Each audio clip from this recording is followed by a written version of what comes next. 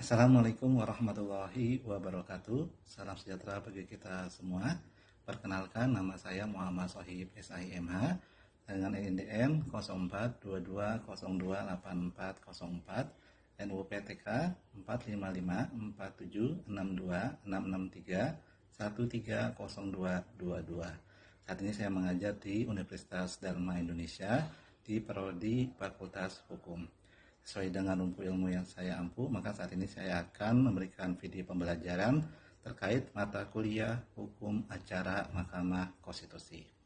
Jadi mata kuliah Hukum Acara Mahkamah Konstitusi ini merupakan proses dan tata cara peradilan konstitusi serta mampu merespon perkembangan peradilan konstitusi yang dijalankan oleh Mahkamah Konstitusi. Maka kuliah ini meliputi hukum acara pengujian undang-undang, hukum acara penyelesaian sengketa lembaga negara, hukum acara pembubaran partai politik, hukum acara penyelesaian perselisihan hasil pemilu, dan kewajiban Mahkamah Konstitusi dalam impeachment terhadap presiden dan atau wakil presiden. Maka capaian pembelajaran mata kuliah ini yaitu mahasiswa mampu menjelaskan kedudukan Mahkamah Konstitusi dalam sistem ketatanegaraan Indonesia dengan baik, serta mengevaluasi studi kasus putusan-putusan Mahkamah Konstitusi sebagai preseden dan kontribusinya dalam perkembangan hukum di Indonesia dengan tepat.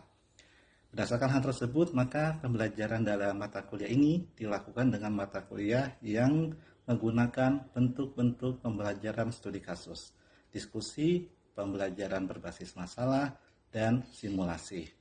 Maka pada video pembelajaran saat ini saya mengambil pertemuan yang ke-11 terkait yaitu hukum acara perkara impeachment. Terima kasih, selamat mengikuti.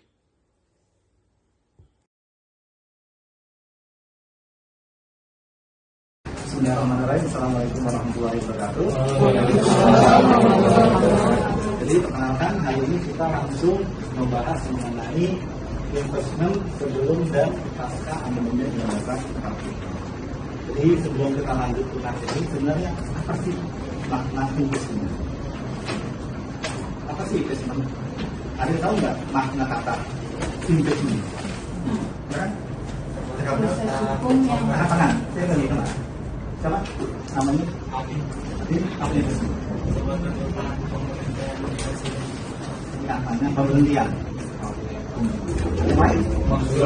Tuduhan adalah penyimpangan soal penjabat pemerintah oleh badan legislatif.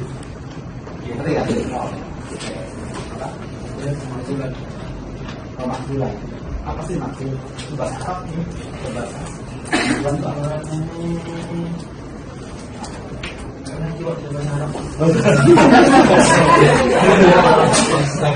Ada yang bisa dibantu? Tidak sekapal ya? Tertawa di sana dulu. Ada. Untuk menuduh atau memberhentikan pejabat publik. Menuduh dan memberhentikan. Maksudnya proses seperti ini ya. Ada yang lain? Apa itu semua? Pelengseran, Pak. Nah, ya bahasa gaul itu, pelengseran. Jadi kalau ada profil pelengseran, bahasa enak ya, impeachment. Jadi kalau kita lanjut ke makna impeachment, jadi impeachment ini istilahnya kalau dalam bahasa enak gitu ya, adalah pemberhentian. Bahasa Indonesia benar. Pemberhentian. Apa sih maksud pemberhentian? Beda nggak pemberhentian dengan berhenti? Beda. Apa bedanya? Jangan begini. Apa bedanya pemberhentian dengan berhenti? Pemberhentian itu melalui proses. Kalau diberhentikan dengan melawan sendiri. Iya. Setuju? Sepakat. Ada yang berbeda? Sepakat? Sepakat ya. Jadi kalau memang berhentian ya paksa.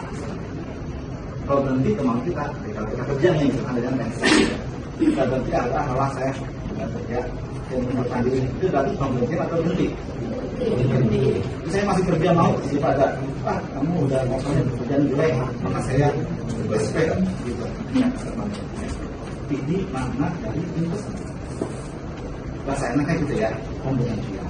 Bahasa gaulnya tadi ya pemakzulan. Kalau makzul ini bahasa Inggrisnya kan makzul gitu ya. Bahasa Arab itu ya. Jadi panas tulang. Jadi sebenarnya itu soal itu apa sih dimok? Dimok kan semua sih. Apa dimok? Copot. Ya copot. Nah ini itu maksudnya. Jadi dicopot inilah yang kemudian pernah terjadi gitu ya. Jadi bukannya kita ngomong apa ya katanya enggak, tapi fakta pernah terjadi di Indonesia gitu ya. Jadi diatur di dalam sebelumnya ya diatur di dalam penjelasannya di angka ketiga Romawi paragraf 3. Ini sebelum amandemen. Sebelum amandemen ya. Jadi ini ada sejarahnya. Kalau nanti kayak nonton kemarin ya di 30 SPKI gitu. Jadi Soekarno akhirnya kena investasi diberhentikan karena kasus pemberantasan kontra revolusi di 30.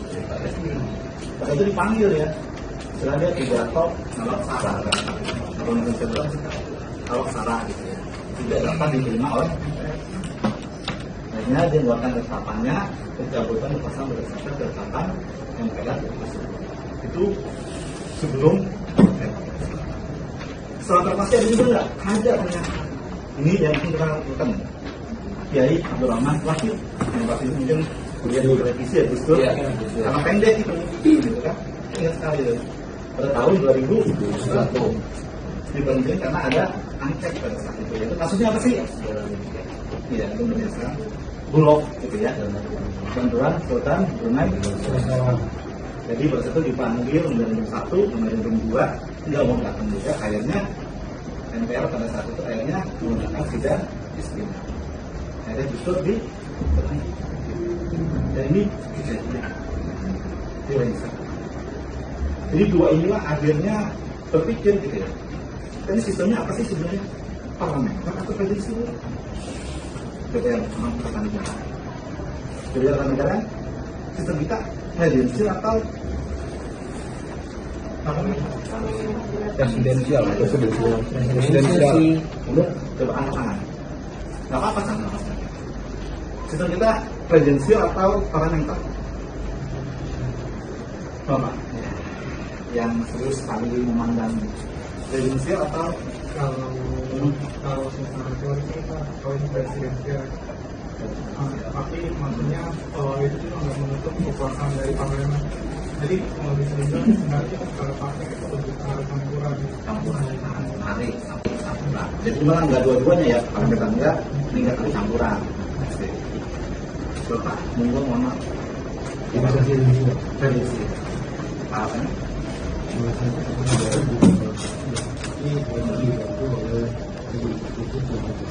Kemudian pemberhentian itu terjadi kalau kesepakatan. Jadi nggak salah juga. Kenapa? Karena kita mengadopsi sistemnya apa? Ayo, ya. Kenapa presidensial? Ini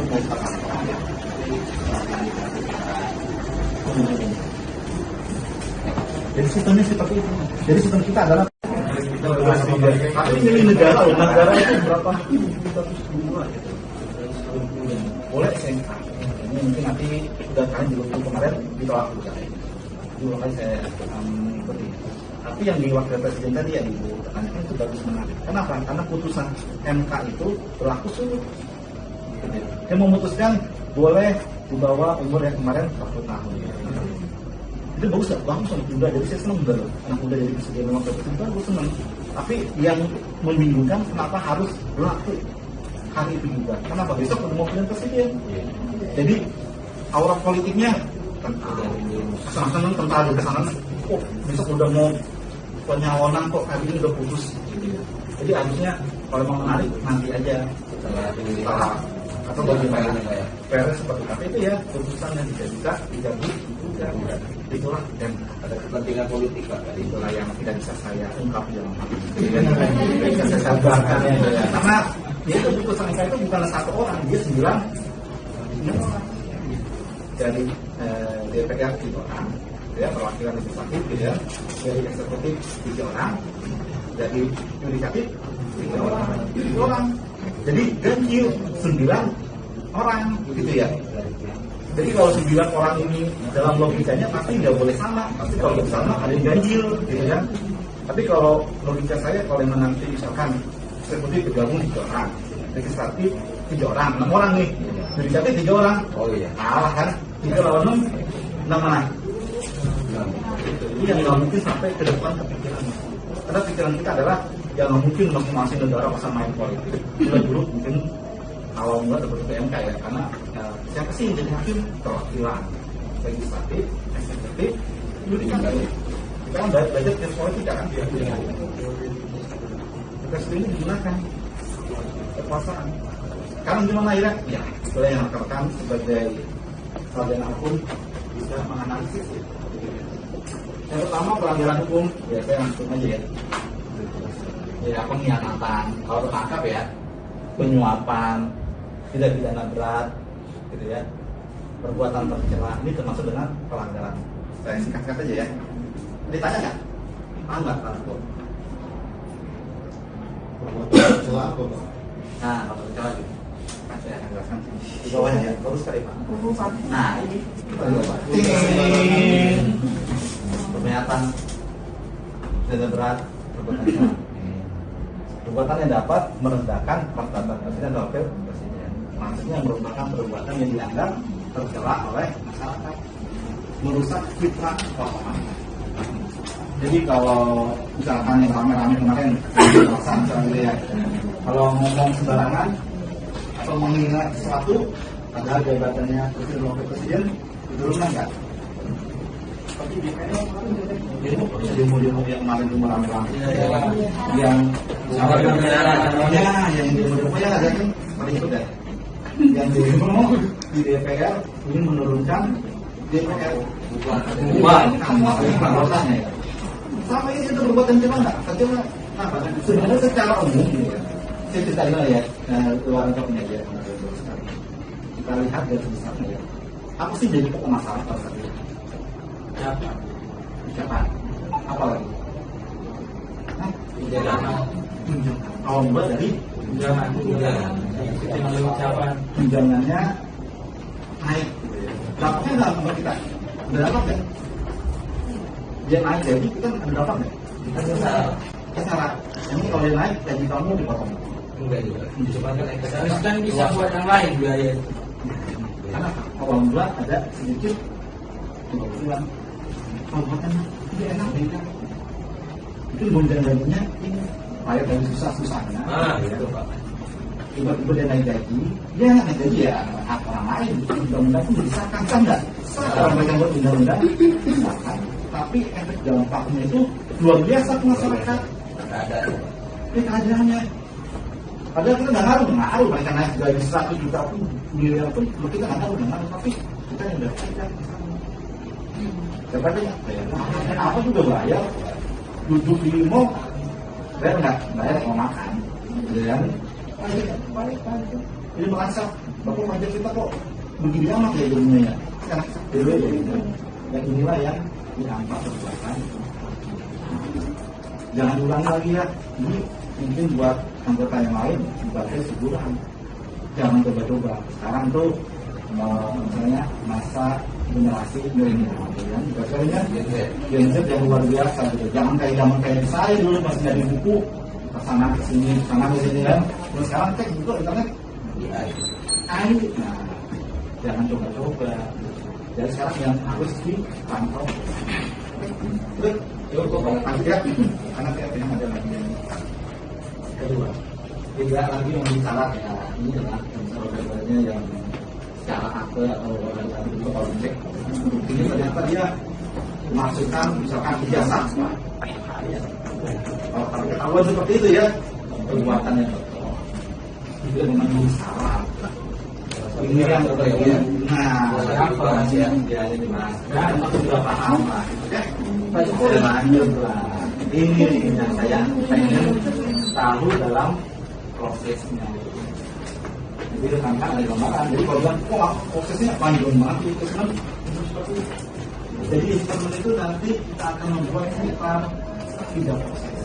Kalau dulu cuma 1 proses di DPR langsung dipakai ke MPR selesai. Sekarang enggak. Jadi sembarangan nih, gitu ya. Saya nggak suka sama presiden. Kita lapor ke daerah. Inilah yang akan saya jelaskan. Nama ini gambar. Jadi gambaran percakapan saya. Nama ini prosesnya. DPR ini presiden ini pendapat DPR bahwa presiden dan wakil presiden telah melakukan pelanggaran hukum atau melakukan perbuatan kriminal. DPR sebagai pemohon dia punya legal standing. Jadi dia mendapatkan, wah ini laporan dari masyarakat ternyata bukti-buktinya sudah akurat, melaporkan ke DPR. Karena DPR mempunyai fungsi sebagai apa? Sebagai perwakilan rakyat. Iya betul. Selain itu sebagai apa? Pemohon. Iya betul legal standing. Fungsi DPR apa? Awas. Fungsi DPR apa? Iya legislatif. Sebagai saya legislatif, fungsinya apa lagi?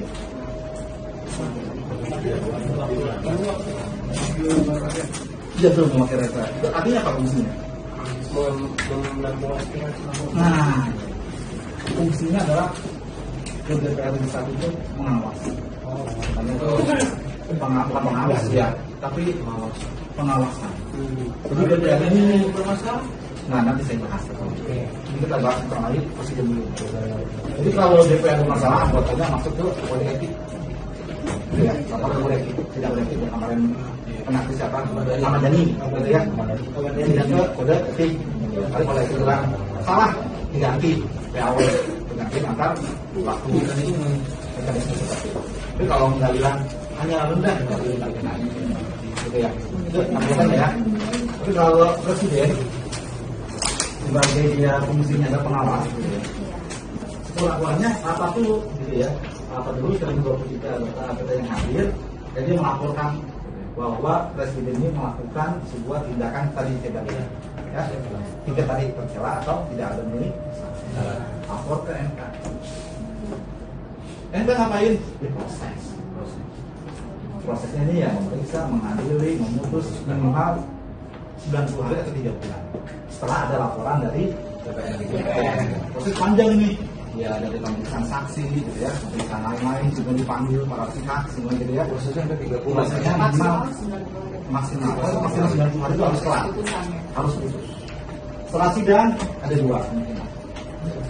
Terbukti atau tidak terbukti. Kalau terbukti selesai ditolak. Tapi jangan lagi. Kalau bilang, oh iya terbukti bersalah, selesai belum? Untuk dalam apa sih dalam proses untuk pembuktian ini saya untuk status presiden dan wakil presiden itu tetap aktif atau dinonaktifkan? masuk. Negara itu nggak boleh kosong. Jadi negara itu harus bekerja. Apapun kondisinya harus bekerja. Karena apa? Karena bahaya kalau negara kosong. Nggak bisa lah. Jadi proses yang makanya bilang paling lama 9 jangan terlalu lama. Kenapa? Karena kondisinya bahaya nanti. Gonjang ganjing, lahat. Ini benar cewek bisa bahaya. Makanya bilang jangan sampai cewek-cewek kita minta diputusnya. Yang ini lagi harus bersidang 90 hari. Kalau terbukti lanjut. Balikin lagi ke DPR nih. Jadi surat sudah lengkap dibalikin lagi kali. Pak sudah lengkap Pak, lapor. Sudah memenuhi gitu kan sidang kalau dia terbukti bersalah. Dibalikin ke DPR itu sidang lagi. Udah langsung dia terima gitu. Setelah ada usulan dari MK di sidang paripurna memutuskan oke diterima. Habis itu selesai belum. Dilempar lagi ke tahap ketiga yaitu di MPR. Sekarang bolanya di MPR. Bola panas di DPR, ramai di sini. Wah, udah ramai nih kan, udah ramai biasa gitu kan. Maka dia wajib menyelenggarakan sidang. Wajib kalau wajib tuh berarti acuan, fardu ain, kudu harus pokoknya. Selambat-lambatnya 30 hari. Itu pasal 7B ya. Setelah ini nanti sidang paripurna minimal kurang-kurangnya 3 atau 4 gitu yang hadir itu 2/3 maka ambil keputusan apa? Ada 2 juga ternyata. Kalau diterima maka presiden akan Ini presiden atau wakil presiden ya, salah satunya ya, bukannya pasangan. Ya. Lalu bagaimana kalau ditolak? Ditolak lanjut, walaupun di sini dianggap terbukti. Itu menariknya sekarang. Kenapa? Karena persidangan di MK itu bukan persidangan pidana, tapi persidangan kata. Jadi kalau bilang Anda terbukti melanggar hukum, ditangkap enggak? Enggak ditangkap. Dari penjara enggak? Dari penjara. Kenapa? Karena MK itu bukannya kasus pidana. Pidana itu pengadilan umum. Jadi kalau nanti nanti dilaporkan lagi, silakan. Tapi kalau ini prosesnya seperti ini. Karena jadi jangan menganggap ini bersalah nih, angkat nih penjara nih. Karena prosesnya adalah mengenai proses ke tata negara. Beda dengan proses pidana. Jadi nggak ada proses pidana. Tapi prosesnya adalah mengenai tata. Tutup? Sudah paham? Belum saya tutup, ada yang mau tanya? Saya itu kan Gus, Bapak tadi kan nggak ada kekosongan kan? Oh ini? Tinggal di sini. Setelah usul DPR diterima ini kan presiden dan wakil presiden diberhentikan. Iya. Nah setelah pemberhentian itu apa langsung ada penggantinya? Nah, Atau ada gimana? istilah PLT. Kalau dalam Apa ketatanegaraan itu PAW itu? ada mekanisme. Jadi kalau dalam ketatanegaraan ada namanya Menteri KDN. Jadi menteri-menteri sementara yang mempunyai kewenangan. Di Indonesia itu ada 3 di dalam negeri. Jangan takut-takut sih kalau ngomongin loh. Terus ada lagi Menlu jago sekali. Tapi kalau ada wakil presiden tertinggi ya. Tapi kalau dua-duanya kena, presiden maupun presiden kena, berarti 3 dan harus mengandalkan pemilihan Langsung hari itu juga mereka harus ganti kosong. Kan langsung disumpah. setelah itu pemilu ulang atau gimana? Iya, punya. Bukan suara terbanyak sebelumnya. Harus ada pemilihan lagi. Karena jadi oleh Pilkada. Ini kan salah satu Pak. Ini kalau salah satu ya. Tahu kalau presiden yang saya wakil itu. Iya, adalah salah satu kalau ada wakil presiden dan wakil presidennya. Ada wakil presiden nama. Jadi ini ya kaki yang rame itu ya. Jadi kalau presiden tiba-tiba sakit atau apa, presiden kayak wakilnya. Dong. Kan pilih lagi wakil yang baru. Tapi kalau kena paket ya maksudnya sama presiden yang gantinya mana apa yang ngurusin? Inilah sistem ketatanegaraan dari sini. Jadi setelah dikeluarkan oleh amandemen tidak dipakai lagi bu.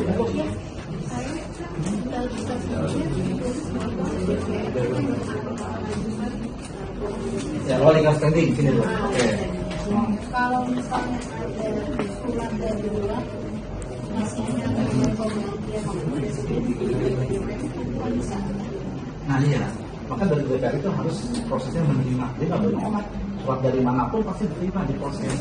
Masalahnya di DPR itu berapa partai politik? Pas kurang-kurangnya berapa tadi?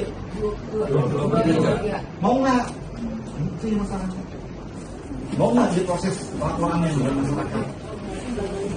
Ya ini kembali ke partai politik.